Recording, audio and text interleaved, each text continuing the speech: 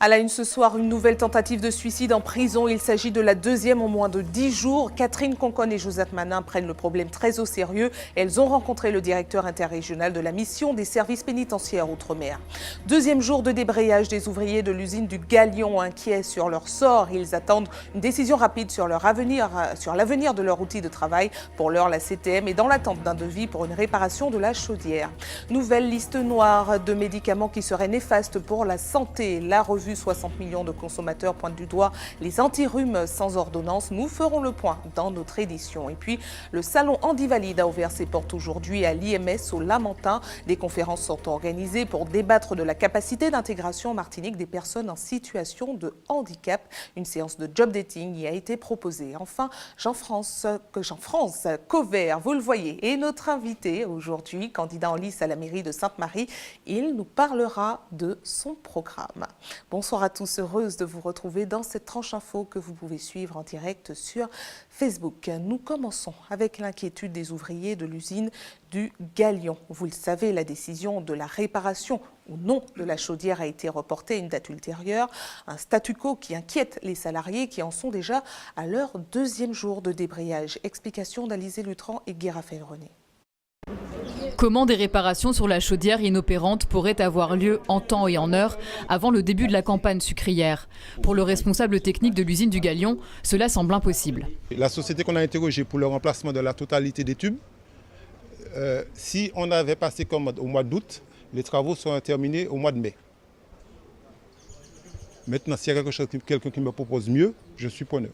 Difficile donc pour les 80 employés du Galion de savoir à quel saint se vouer, d'autant qu'ils étaient jusqu'alors sans nouvelles de leur président.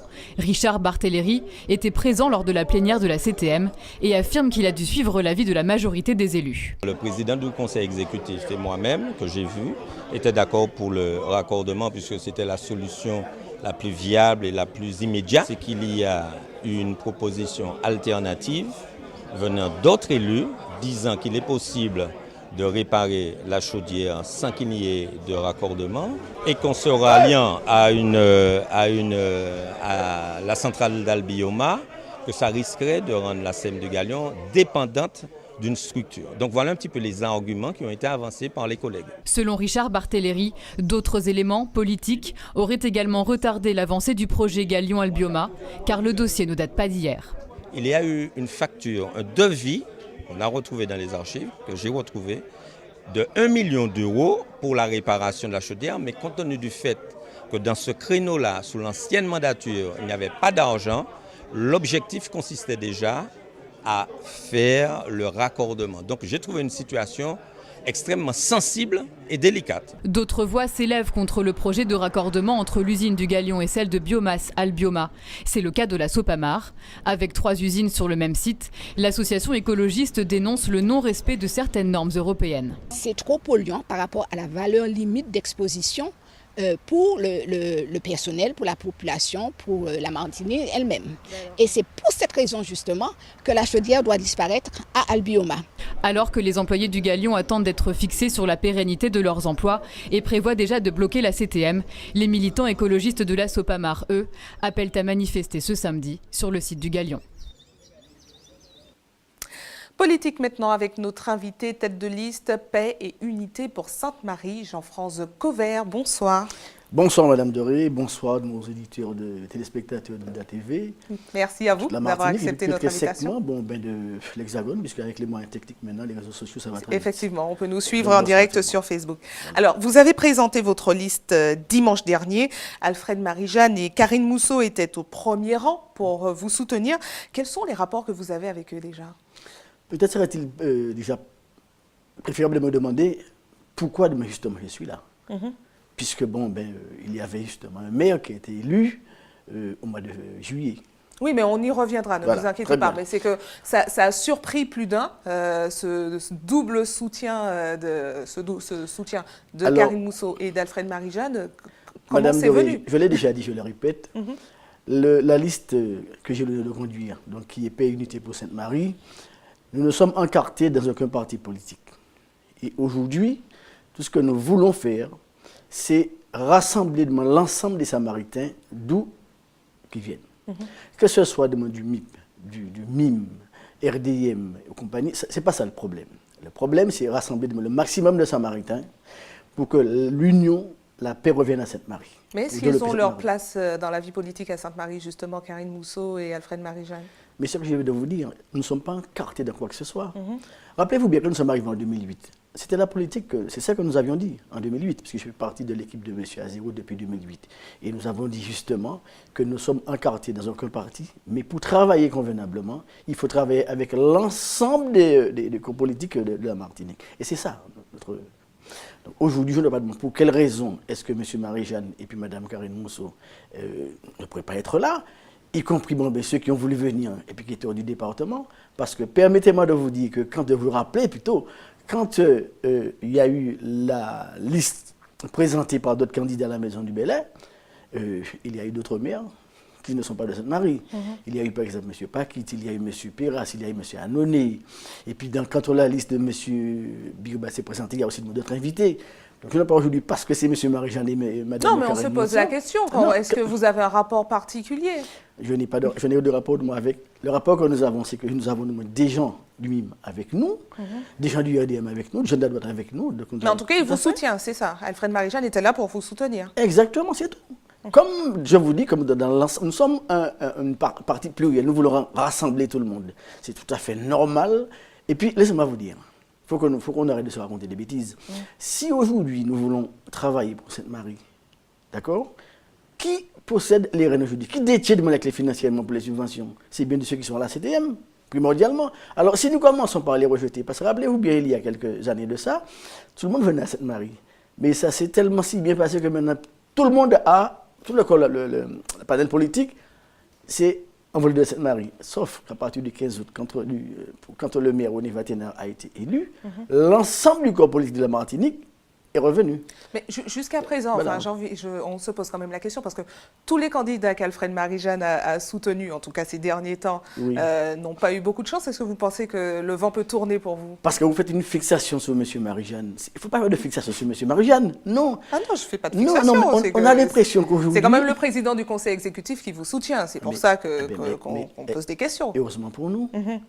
Et permettez-moi de vous dire aussi que bon, la CTM, c'est quand même, on a dit, c'est quand même un grand assemblée qui a justement rassemblé l'ensemble du corps politique. Et c'est justement ce que nous voulons faire à Sainte-Marie.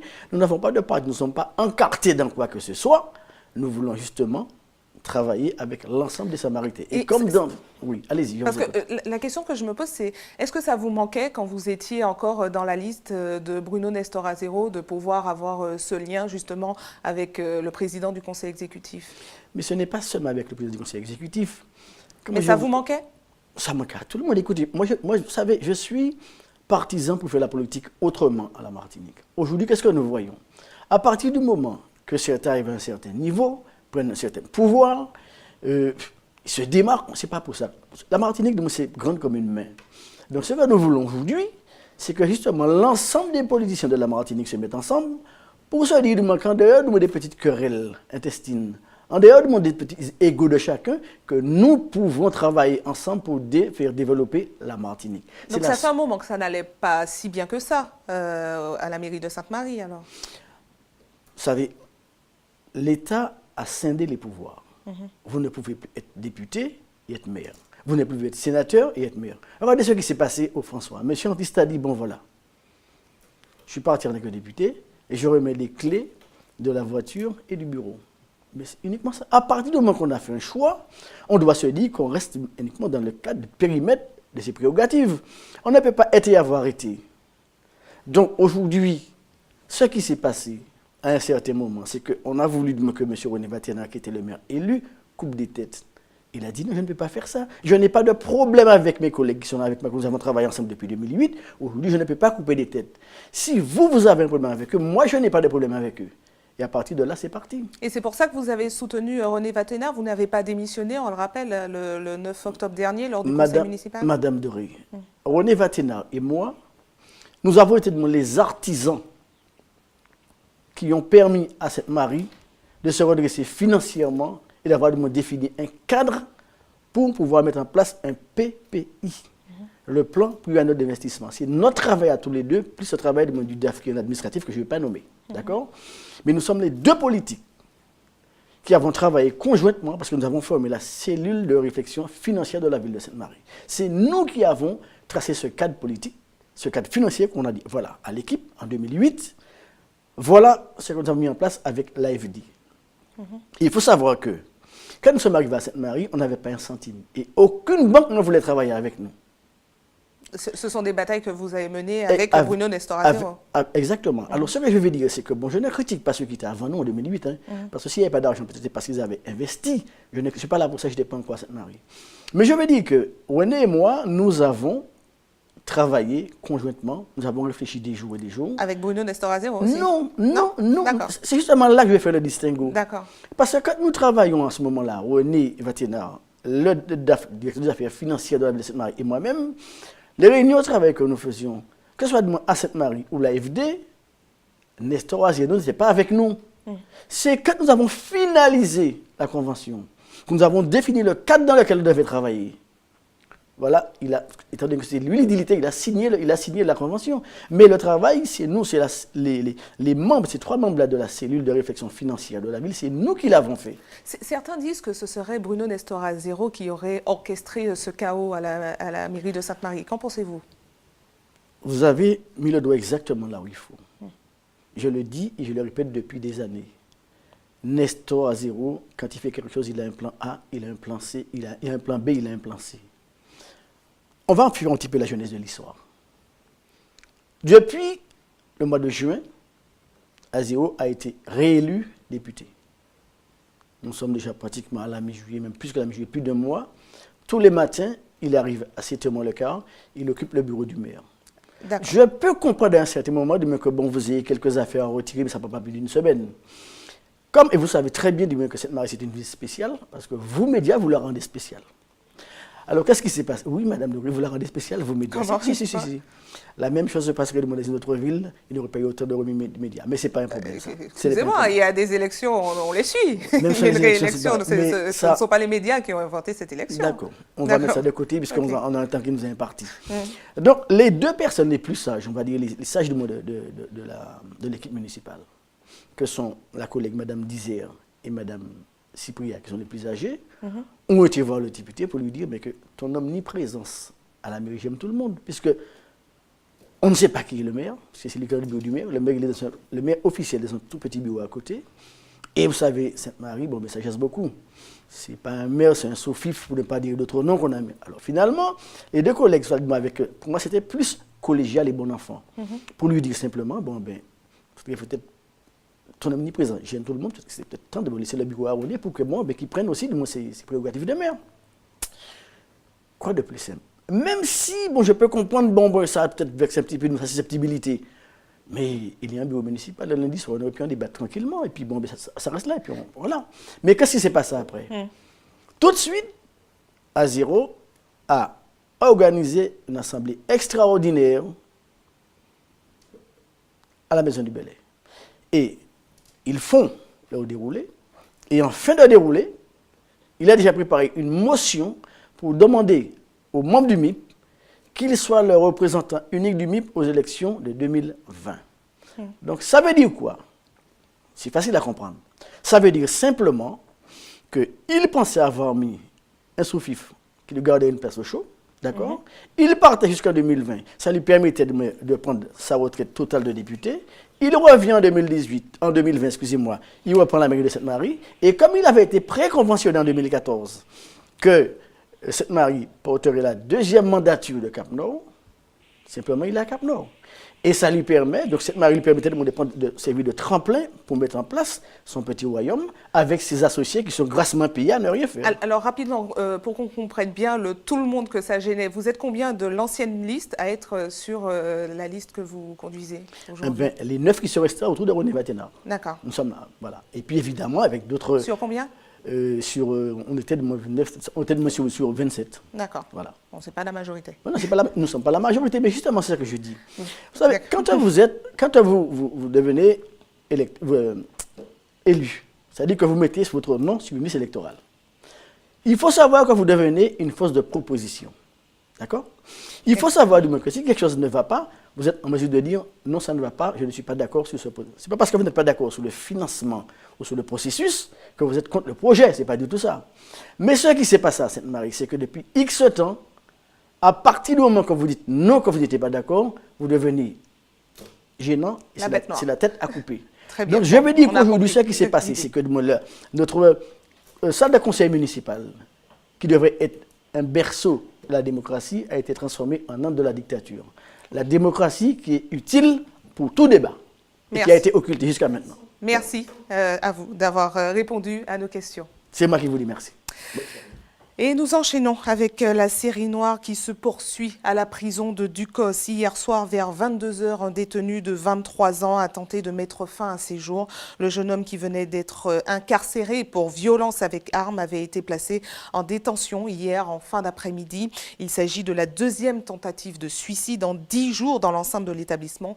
2 autres détenus ont mis fin à leur jour le mois dernier. Une situation prise très au sérieux par les parlementaires Catherine Conconne et Josette Manin qui ont rencontré le directeur interrégional de la mission des services pénitentiaires Outre-mer. Voyez les explications d'Alizé Lutran et de Raphaël René. Hier soir, aux alentours de 22 h, un jeune détenu de 22 ans tente de se pendre dans sa cellule. Il venait d'être incarcéré le jour même pour violence avec arme. C'est un détenu multirécidiviste qui a été libéré au mois de juillet 2017 et qui est incarcéré 3 mois après. Donc tout ça pour vous dire aussi la limite et les limites de cette politique pénale. C'est peut-être une forme de chantage que la population pénale commence à développer vis-à-vis de l'administration pour obtenir ce dont ils n'ont pas droit ou ce dont ils demandent et qui s'impatientent d'avoir. Car aujourd'hui, 900 délinquants sont détenus à la prison de Ducos, qui compte 730 places. Surpopulation carcérale, manque de personnel et de psychologues pour accompagner les détenus, des facteurs de stress, selon les organisations syndicales. Face à la situation, les parlementaires montent au créneau. Hier, Catherine Conconne et Josette Manin ont rencontré le directeur interrégional de la mission des services pénitentiaires Outre-mer. Mais pour la sénatrice, la création d'une nouvelle prison n'est pas la meilleure réponse. J'estime qu'un pays qui a 380 000 habitants, 2 prisons, c'est un très mauvais signal et nous l'avons dit, Josette Manin et moi, lorsque nous avons été reçus par le directeur régional Outre-mer.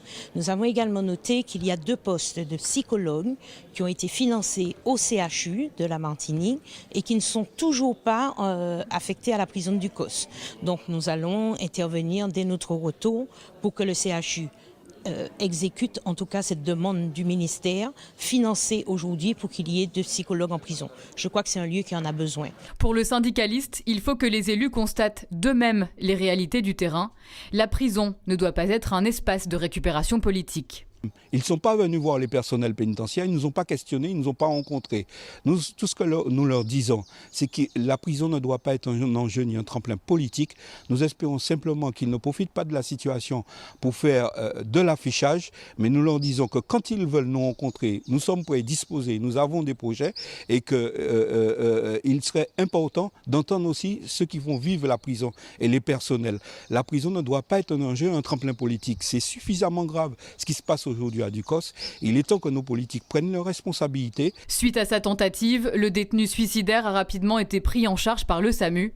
Il a été reconduit le soir même dans sa cellule.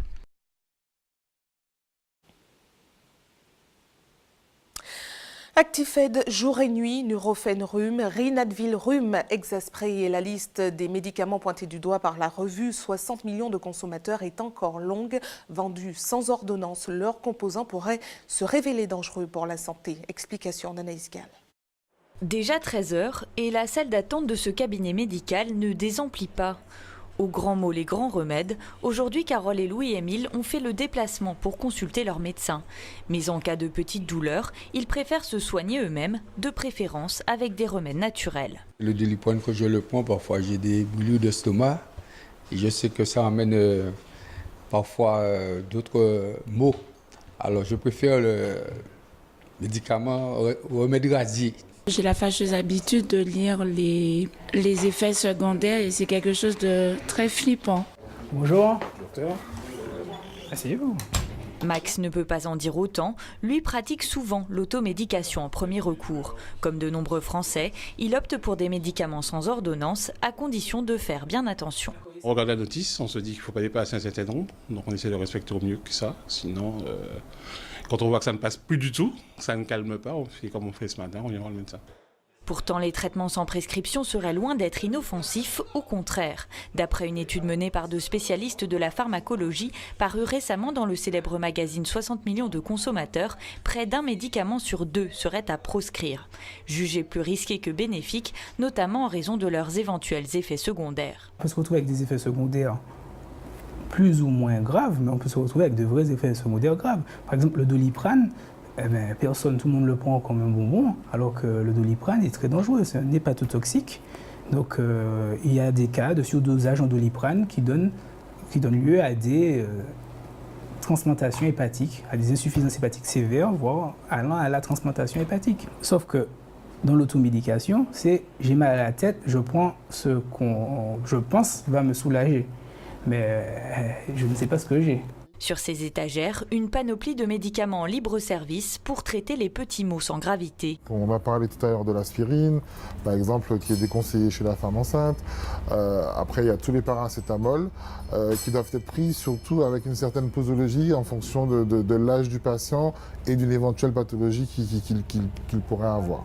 Il est donc impératif que le pharmacien conseille les patients. Une délivrance même de médicaments sans ordonnance ne se fait pas en 30 secondes. Je veux ça, ok, je vous le donne, merci, à bientôt. Non, c'est pour vous, c'est pour qui, c'est pour quelle utilisation. Voilà, il y a quand même un petit questionnaire à avoir avec son patient. Avec la démocratisation d'Internet, l'automédication est de plus en plus courante. Les autorités sanitaires rappellent que les médicaments, même sans ordonnance, ne sont jamais sans risque. En cas de doute, mieux vaut s'adresser à son médecin. Nous poursuivons avec la 7e édition du Salon Handivalide qui a ouvert ses portes ce matin à l'Institut martiniquais du sport, une initiative de l'association Afro-Hand. Des exposants se sont réunis dans le cadre de la semaine pour l'emploi des personnes handicapées. En plus, des conférences sont organisées par des professionnels de l'accompagnement pour débattre de la capacité d'intégration en Martinique des personnes en situation de handicap. Voyez les précisions recueillies par Johan Boulard. Quand on est en situation de handicap, on trouve des informations pour mieux s'insérer de manière générale. Et pour finir, donc la deuxième partie du salon, c'est aussi la partie activités sportives et santé. Donc on a des espaces qui sont dédiés à la pratique sportive adaptée, qu'on peut pratiquer en étant en situation de handicap, mais également en étant valide, puisque c'est du sport en mixité. De manière générale, on a des réponses positives tant qu'il s'agit d'apporter un soutien aux personnes en situation de handicap. Maintenant, quand les choses se précisent et qu'elles sont beaucoup plus sérieuses, c'est plus délicat dans la mesure où on sait que partout en Martinique, il manque l'accessibilité et de ce fait, il manque aussi l'information. Je vais répondre que le salon, c'est la solution parce que c'est notre idée, c'est notre bébé, mais je précise quand même qu'aujourd'hui, c'est le salon qui porte effectivement pas mal de solutions aux personnes en situation de handicap. On a beaucoup de personnes aujourd'hui qui reviennent vers nous après nos précédentes éditions et qui nous disent qu'ils attendent l'année prochaine pour rencontrer du monde, pour pouvoir préciser leurs projets d'avenir ou encore faire des voyages et participer à des activités sportives. Donc je pense que c'est une référence parmi tant d'autres pour l'insertion sociale des personnes en situation de handicap et leur insertion professionnelle également. Et justement, pour intégrer les personnes handicapées au monde du travail, une séance de job dating a été organisée ce matin dans le salon Handivalide. Johan Boulard y a assisté. Regardez. Suite à un AVC sévère en 2012, Sophie perd l'entière fonctionnalité de son côté gauche. Ce qui ne nous tue pas nous rend plus forts, alors moi je prends mon mal pour du courage. Voilà. Après des années de rééducation en 2016, cette ancienne commerçante se remet en quête d'une activité professionnelle. Un vrai parcours du combattant. C'est triste à dire, mais c'est la galère. Ouais. C'est pas évident. J'ai été voir des élus pour postuler au niveau des mairies, la CACEM, la CTM, l'Espace Sud. J'ai tout fait. Mais malgré ça, pas de poste à me proposer.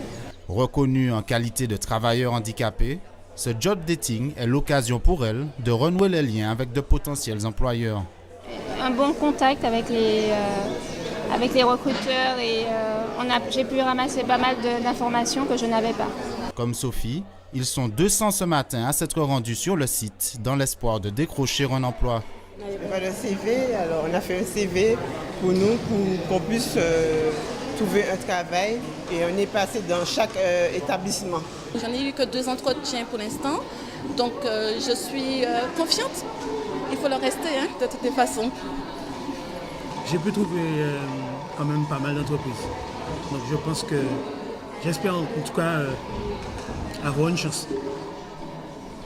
Du côté des recruteurs, cette prise de contact permet de mieux cibler les profils pour mieux convaincre des employeurs parfois réticents. Je pense qu'il faudrait impérativement que les entreprises jouent le jeu et qu'elles respectent le quota de salariés TH qu'elles doivent avoir dans leur masse salariale. C'est une richesse pour nous, bien au contraire, surtout lorsque l'on arrive à les positionner chez les clients. Et puis quand les clients n'en ont pas forcément besoin, à être force de proposition. Donc oui, pour nous, c'est un challenge qu'il faut relever. Chaque année sur ce salon, une 50aine d'emplois seraient à pourvoir. Aujourd'hui, donc 25 employeurs présents sur le site physiquement, plus d'une 30aine d'offres d'emploi en plus des employeurs voilà, que nous proposons. Aujourd'hui, les entreprises martiniquaises emploient en moyenne 2,5% de travailleurs en situation de handicap contre 3,3% à l'échelle nationale. Et puisque nous parlons de handicap, penchons-nous maintenant sur ce trouble qui peut se révéler très handicapant dans la société, l'autisme. Une pièce de théâtre racontant le combat d'une mère pour faire reconnaître la maladie de son fils est actuellement en représentation à Fort-de-France. Clandestin, voyage en autisme est tiré d'une histoire vraie qui représente toutes les difficultés rencontrées par le malade et sa famille. 2 représentations seront ouvertes au public ce samedi. Voyez un extrait de ce qui vous attend.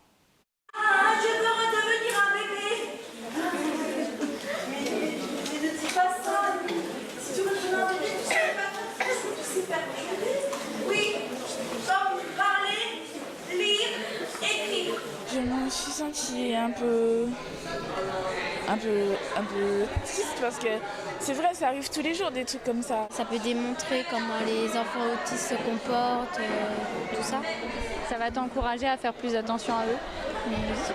Ça nous a permis de ne pas nous moquer des autres et de ne pas les rejeter. Mais moi, je peux avoir une maladie grave. Pense pas à ça, mon cœur. Mais maman, tout le monde meurt. Mais pas tous d'une maladie grave. Non, maman, tout le monde meurt. Oui. Qu'est-ce qui crée l'énergie du cœur pour qu'il marche? L'objectif est une sensibilisation à l'autisme à toute la population martiniquaise. Qu'on ne catalogue pas l'autisme comme étant une chose surnaturelle. Que les personnes autistes ne soient pas vues comme des, je vais dire le mot quand même, comme des idiots ou autres. Ce sont des personnes extrêmement sensibles. Le spectacle que vous venez de voir raconte ma vie quand j'avais 7 ans. Maintenant, j'ai 11 ans. Personne ne croyait en moi alors que j'étais capable de beaucoup de choses. Et maintenant, j'ai des amis qui croient en moi et j'ai fait beaucoup de progrès et je suis fière de moi.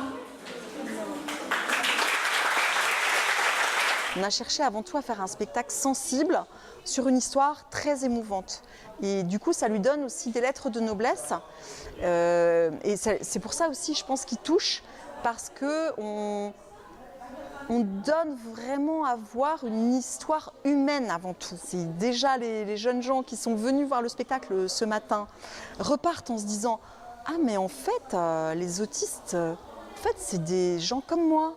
C'est juste qu'ils fonctionnent un petit peu différemment. » Déjà, on aura fait un pas immense pour l'humanité, j'ai envie de dire, mais aussi pour tous les handicaps.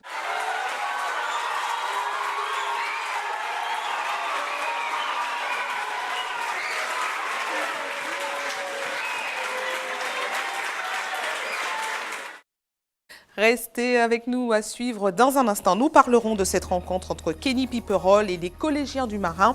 Il a partagé avec eux ses rêves d'aventure. Les écoliers du Lamentin ont testé le Pédibus, un concept qui permet aux enfants de se rendre à l'école à pied en toute sécurité. Et puis, des kilos et des kilos de titiri ont été pêchés hier au Carbet. Ils seront revendus ce week-end en grande quantité. Vous en saurez plus dans votre JT des communes. Je vous le disais, coup de projecteur sur le jeune Kenny Piperol, arrivé hier au Marin sous les honneurs. Il savoure aujourd'hui sa 5e place au classement de la Mini Transat. Le Guadeloupéen a commencé à pratiquer la voile dès l'âge de 10 ans. Il prépare déjà son prochain challenge en 2019. En attendant, il a partagé ses rêves ce matin avec les collégiens du Marin. José Le Chertier était sur place, regardez. Kenny, bonjour à toi et félicitations pour ton arrivée d'hier. Donc nous, on est une classe du collège. Cette classe de 6e du collège Gérard Café du Marin est venue à la rencontre du Benjamin de la Mini Transat 2017.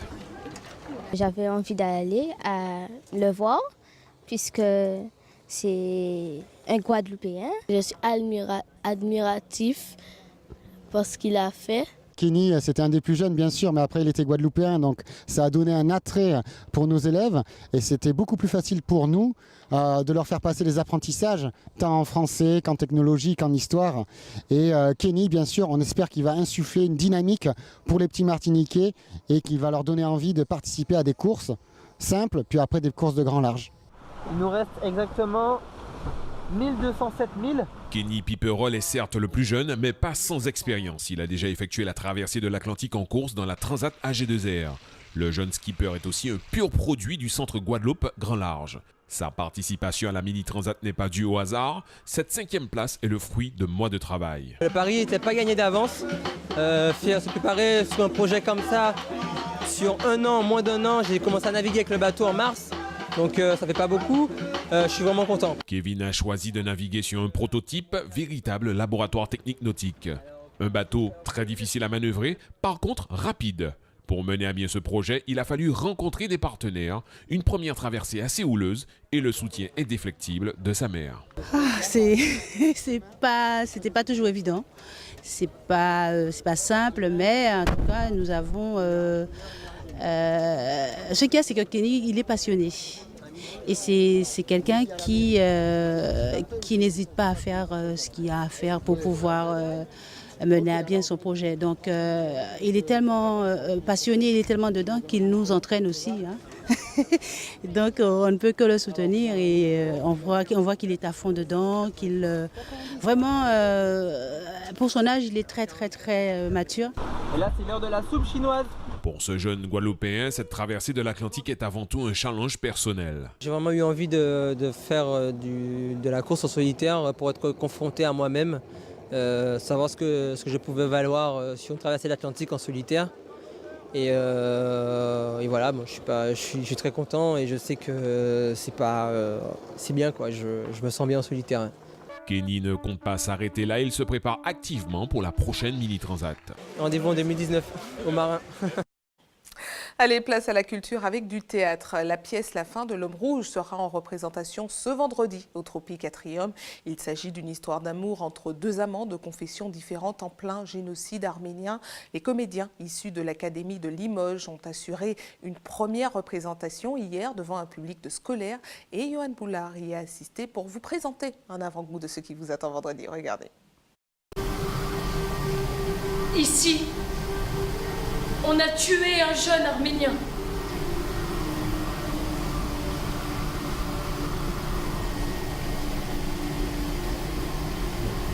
Là-bas, c'est une petite Tadjik qui s'est fait égorger. Ça parle d'un génocide, cette histoire-là, et qu'on peut crier, franchement, si on criait tous un petit peu plus dans le monde, je pense qu'il y aurait un peu moins de saloperies, il y aurait un peu moins de gens qui se tueraient, il y aurait un peu moins de gens qui s'entretueraient. Personne ne sait combien de fois j'ai eu envie de mourir, j'ai eu envie de mourir. Je dis à ma fille de ne pas se teindre les sourcils, de ne pas porter des robes de couleur vive. Depuis très longtemps, l'humanité ne comprend pas souvent, depuis les génocides, depuis la nuit des temps, qu'il faut arrêter de s'entretuer. Voilà, donc c'est des cris pour réveiller et c'est des cris de désespoir. Lorsqu'elle s'est mise à parler, à raconter, j'aurais voulu ne pas l'entendre, ne plus rien entendre. C'est une histoire raconte beaucoup de choses et on doit être énormément concentré pour raconter ça. Et on doit se charger de plein d'images. Le printemps est arrivé.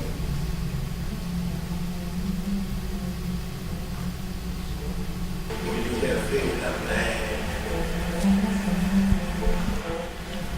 Il y avait la mer.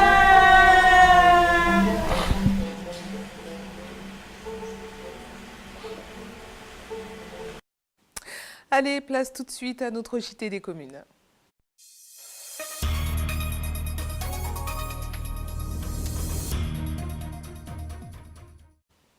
Un JT des communes qui commence avec cette bonne nouvelle pour la ville de Saint-Pierre. La reconduction du label Ville d'art et d'histoire a été actée par le ministère de la Culture pour une durée de 10 ans. Le maire Christian Raffa, parti défendre son dossier à Paris, est très satisfait. Il s'exprime face à la caméra de notre correspondant Éric Dupuis. Nous sommes allés à la reconquête de ce label aujourd'hui. Nous avons présenté un dossier de renouvellement de ce label qui pour nous est essentiel, non seulement pour d'appartenir à un réseau de moins de 200 villes en France qui bénéficient de ce label, d'avoir un accompagnement de l'État pour justement mettre en valeur, présenter ce patrimoine, s'en servir aussi comme attrait touristique pour la ville de Saint-Pierre. Il faut savoir que Saint-Pierre, c'est la porte d'entrée du tourisme martiniquais. Et donc, c'est un enjeu très, très important. Il s'agit aussi, je l'ai dit, du patrimoine des Martiniquais. Donc, nous sommes une petite ville de 4200 habitants. Nous n'avons pas les moyens d'entretenir à nous tout seuls ce patrimoine qui ne nous appartient pas seulement. Et là, nous avons à nouveau retrouvé la confiance de l'État par le biais de la direction des affaires culturelles qui est avec nous notamment. Voilà, excusez-nous de la qualité de cette interview.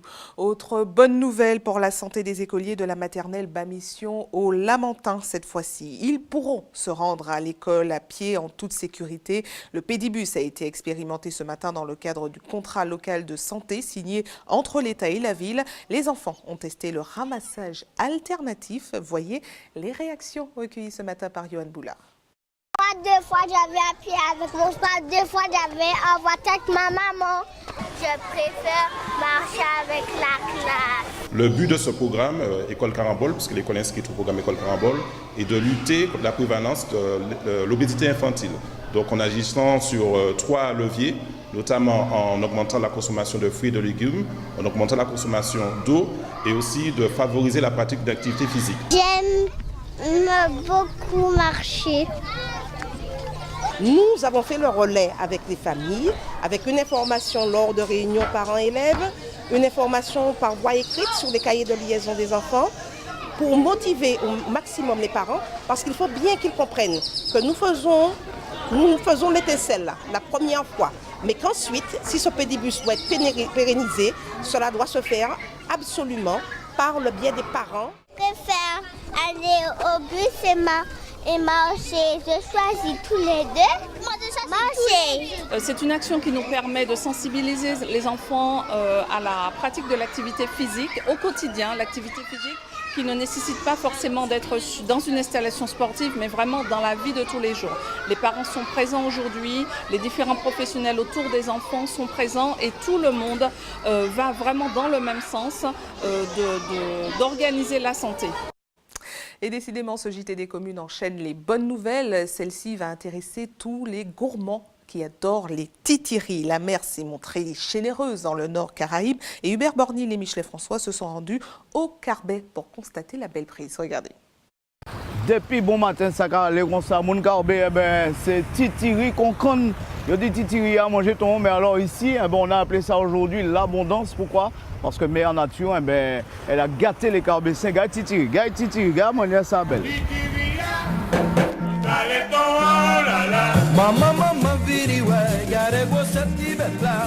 Serge ne rate jamais un rendez-vous avec les titiris, un phénomène qui se produit sur environ 6 mois dans l'année.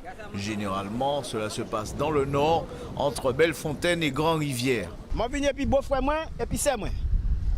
Alors depuis à 3h du matin, nous là, nous rattrapons au moins 150 kilos là. Le titiri est ce tout petit poisson transparent à la chair très fine. Il apparaît pendant la période des pluies ou à certaines lunes. On le trouve à l'embouchure des rivières, comme c'est le cas ici, à la rivière du Carbet. C'est exceptionnel. Ça a commencé au mois de juin jusqu'au mois de décembre. On ne peut pas vendre, on va pour effet personnel. On peut manger pour la famille, c'est tout. On ne peut pas vendre. Et vu que Dame Nature s'est montrée fortement généreuse, alors dans l'expression populaire, on dit que c'est l'abondance, tellement ni titiri. Il y a une abondance pour là, mais ça peut arriver des fois qu'il n'y a rien. On peut arriver, même si c'est la lune, mais on peut arriver, vous ne pouvez pas trouver rien. Moi, tu as là, tu es moins, mais moi, passé, peut-être pas tenir autant. Saint-Pierre, tu beaucoup.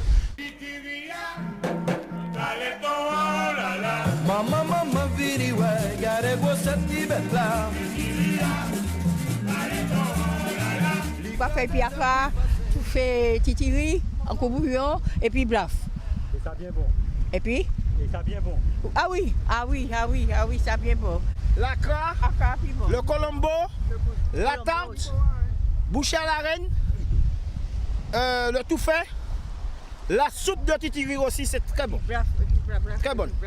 Mais voilà comme ça se passe, c'est solidarité. Comme j'ai été assez coopératif, mais j'ai eu droit à ma part. Il y a des affaires, hein. Titiria. Non, c'est pas vrai, hein. C'est juste pour le geste. Voilà, information pratique avant de refermer cette édition à l'attention de ceux qui souhaitent faire un don de sang demain. Notez qu'une collecte sera organisée de 13h à 18h sur le parking de la Grande Récré à Cocotte-du-Cos. Et puis comme chaque jour ouvré, une équipe sera également à votre disposition de 9h à 16h à la maison du don au CHU Pierre Zobda-Kittmann au quartier Lamena à Fort-de-France. Et c'est la fin de votre journal local et régional. Mais ne bougez pas, la tranche info continue. On retrouve Régine Germani en Tchèque. À tout de suite.